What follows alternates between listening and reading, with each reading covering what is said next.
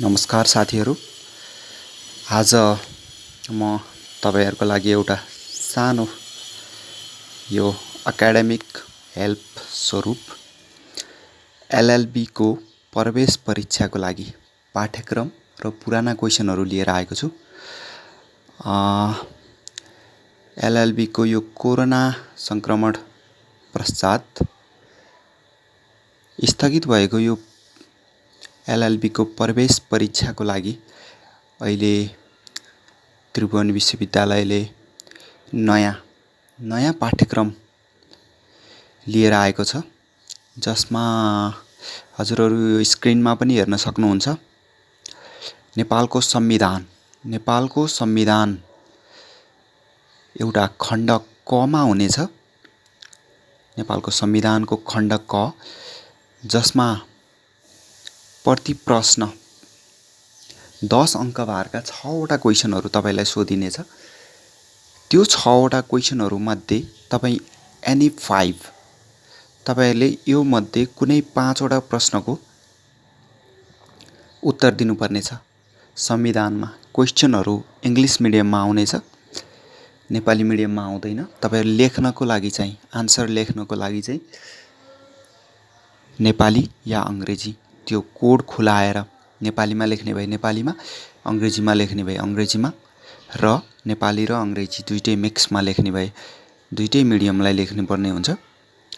र यसमा पहिलोमा हुन्छ नेपालको संविधान। नेपालको संविधान यसमा विभिन्न तत्कालीन र समसामयिक विषयलाई समेटिएर क्वेशन सोधिन्छ। जस्तो कि अहिले संविधानको संशोधन पनि भयो एउटा, संविधानमा भन्दा पनि संसदमा विघटन, संसद विघटन, प्रधानमन्त्री चयन प्रक्रिया, अझ सबैभन्दा बढी त मौलिक हक, नागरिकका हकहरू, अधिकार लगायत राज्यका नीतिहरू र सार्वजनिक कानून अन्तर्गत सार्वजनिक न्यायका कुराहरू र अन्य समसामयिक विषयलाई समेटेर यो नेपालको संविधान 2072 सालमा लागू भएको संविधानबाट प्रश्न सोधिनेछ खण्ड क मा। र खण्ड ख मा तपाईहरुलाई सोधिनेछ यो कानूनका सिद्धान्तहरू, यो कानूनी कुराहरू सम्बन्धी खण्ड ख मा तपाईहरुलाई विधिशास्त्रको बारेमा सोधिनेछ। विधिशास्त्र, कानूनको परिचय, कानूनका स्रोतहरू, सम्पत्ति सम्बन्धी अवधारणा जुन देवानी कानूनले मुलुकी देवानी संहिता 2074 ले पनि उल्लेख गरेको छ। यस्तै न्याय सम्बन्धी व्यवस्था, संविधानमा भएका व्यवस्थाहरू लगायत न्याय सम्बन्धी विभिन्न हक अधिकारका विषयहरूमा भएका समकालीन र अहिलेका प्रचलित ऐन कानूनहरू, जस्तो विभिन्न भेदभाव तथा छुवाछुत विरुद्धको हक लगायतका विभिन्न घरेलु हिंसा विरुद्धका हक, यो न्याय सम्बन्धी, यो समसामयिक न्याय सम्बन्धी विषयहरूलाई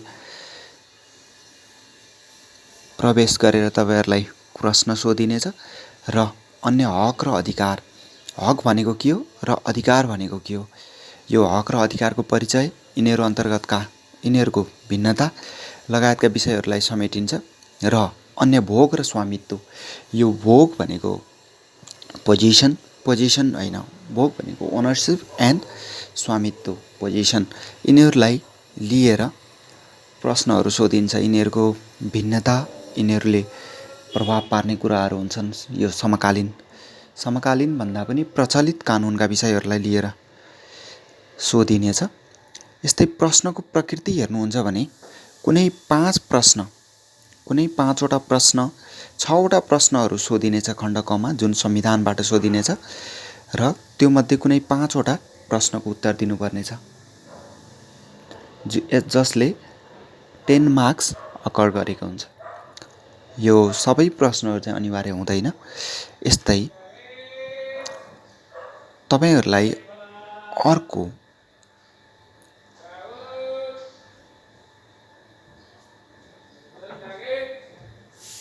अब कुनै 5 विधिशास्त्रमा पनि कुनै 5 प्रश्नको प्रश्नको उत्तर दिनुपर्ने हुन्छ। 10 अङ्क भारका 6वटा प्रश्न सोधिन्छ। यो पनि 5वटा गर्नुपर्ने हुन्छ। यसरी क र खबाट 5-5वटा गरी तपाईँहरूको लागि 10वटा प्रश्न सोधिनेछ। यसरी यो एउटा पाठ्यक्रमको बारेमा मैले जानकारी गराएँ तपाईँहरूको लागि। हजुर, अब हामी यो एलएलबीको 3 इयर्स एलएलबीको प्रवेश परीक्षा 2077मा सोधेका पुराना क्वेसनहरूको बारेमा छलफल गर्छौँ। यसमा विभिन्न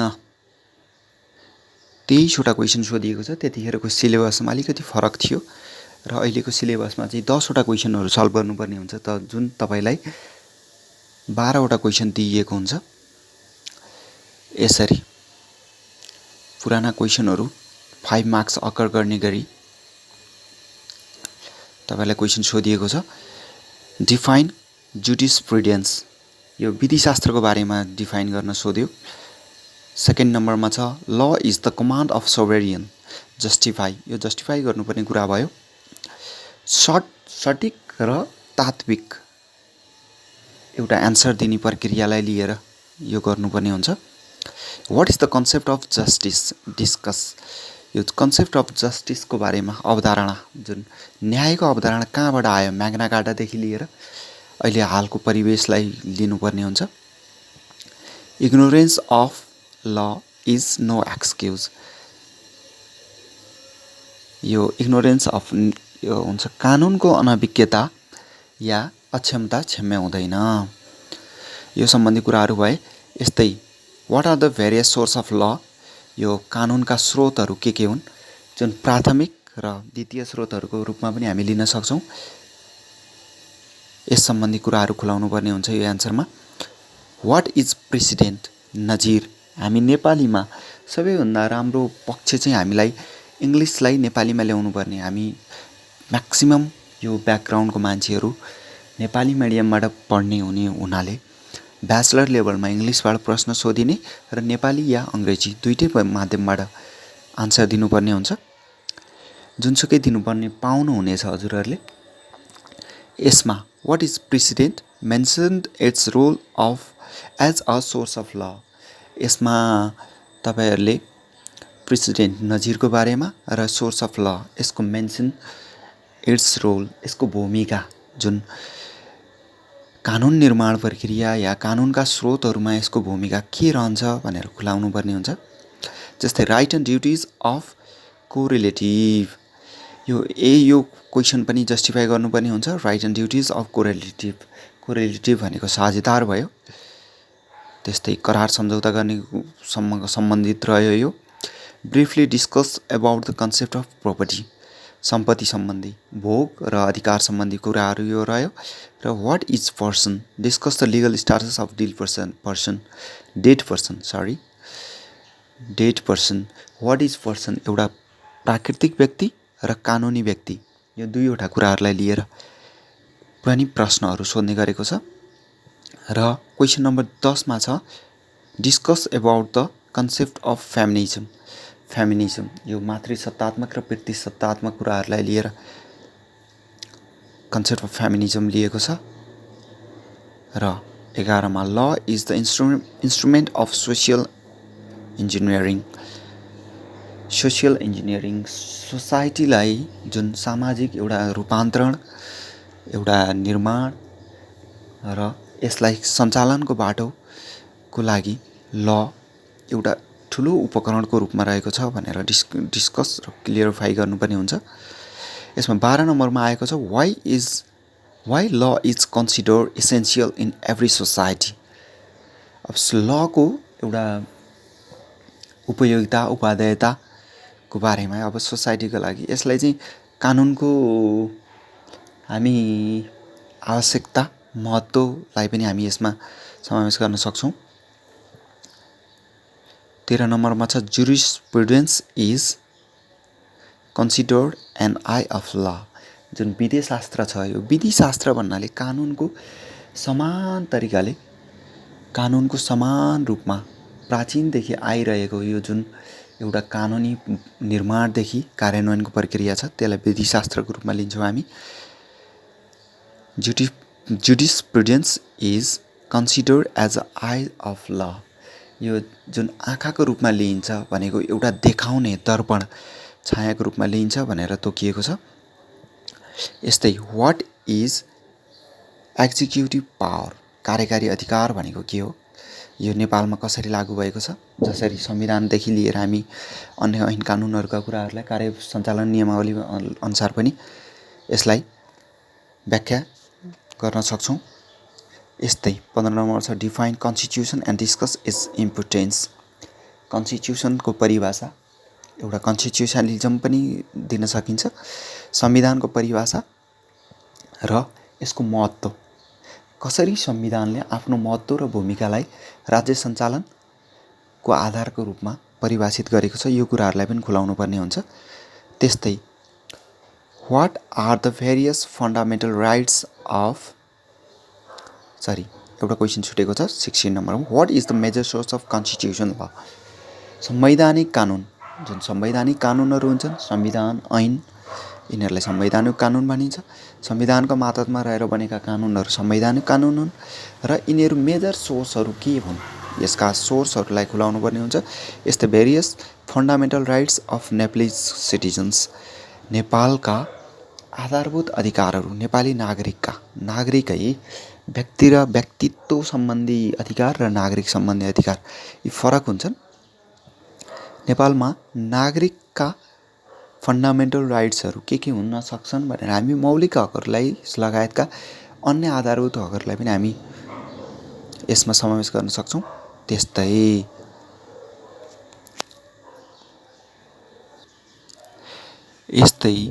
18 नम्बरमा छ how election commissions of Nepal is composed. Explain भनेको छ। अब नेपालमा निर्वाचन आयोग के अन्तर्गत बन्यो, किन ल्याइयो र यसको जुन उपादेयता, यसको महत्त्व र भूमिका के रहन्छ। जसरी नेपालमा निर्वाचन आयोग स्थापना भएको छ संवैधानिक निकायको रूपमा, यसरी संवैधानिक निकायको रूपमा निर्वाचन आयोग रहने र निर्वाचन आयोगले आवधिक तथा मध्यावधि निर्वाचनहरू गराउने भन्ने अधिकार तोकिएको छ संविधानमै। यो किन र के को लागि ल्याइयो भन्ने कुराहरू एक्सप्लेन गर्नुपर्ने भयो। यस्तै अर्को 19 नम्बरमा छ discuss about extraordinary jurisdiction of supreme court of law. यो क्षेत्राधिकार 133 मा हुन्छ, यो विशेषाधिकार भन्ने हुन्छ। नेपालको संविधान 2072, नेपालको संविधान मात्र भन्छौँ हामी, यसको 133 भाग 11 मा छ न्यायपालिका। यस अन्तर्गत सर्वोच्च अदालतको क्षेत्राधिकार भनेर चाहिँ त्यसमा तोकेको छ है। तपाईहरुले त्यो सम्बन्धी लेख्नुपर्ने हुन्छ। 5 वटा अधिकारहरू छन् जसलाई नेपाली अंग्रेजी दुवैमा उल्था गरेर पढ्नुपर्ने हुन्छ तपाईहरुले। त्यस्तै बन्दी प्रत्यक्षीकरण, परमादेश, उत्प्रेषण, प्रतिषेध र अधिकार भिक्षा, यी 5 वटा कुराहरूलाई परिभाषा सहित तपाईहरुले पढ्नुपर्ने हुन्छ। यस्तै अर्को क्वेशन आएको छ how is federal parliament composed in Nepal. नेपालमा फेडरल पार्लियामेन्ट कसरी चलिरहेको छ र यो काम कसरी गरिरहेको छ, यो सम्बन्धी भयो। संघीय सरकार जुन सबैभन्दा बलियो कार्यकारी र नेपाल सरकारको सम्पूर्ण अधिकारहरू, राज्य सञ्चालनको अधिकारहरू यो संघीय कार्यपालिकामा हुन्छ। यो संघीय पार्लियामेन्ट, संघीय सरकारको चाहिँ काम कसरी गरिरहेको छ, यसको काम प्रक्रिया, काम कर्तव्य, भूमिका, अधिकार, अन्य कुराहरूलाई पनि डिस्कस गर्नुपर्ने हुन्छ है तपाईहरुले। यस्तै 21 नम्बरमा छ describe the brief about the concept of rule of ल। कानुनको शासन। नेपालमा त अब कानुनको शासन भन्दा पनि यो कसरी कम्पोज भएको छ यो कुराहरूलाई पनि ल्याउन सकिन्छ है। जस्तो सन् 1884 मा एबी डायवेसीले कानुनको शासन सम्बन्धमा अवधारणा प्रस्तुत गरेका थिए। नेपालमा कानुनको शासनलाई संवैधानिक कुराहरूबाट पनि ल्याउन सकिन्छ। मुलुकी ऐन, जय स्थिति, मल्लका मानव न्यायशास्त्रहरू लगायत नेपालमा जारी भएका 7वटा संविधान र सुशासन ऐन 2064 तथा नियमावली 2065ले पनि यो कानुनको शासनलाई एकदम प्रवर्धन, संरक्षण र उपयोग गरेको छ है। यो कुराहरूलाई पनि ल्याउन सक्नुहुन्छ। त्यस्तै अर्को छ 22 नम्बरमा, what is the constitutional provision for the election of president in Nepal. राष्ट्रपति नेपालको संविधान, हामी नेपालको संविधानबाट जान सक्छौँ।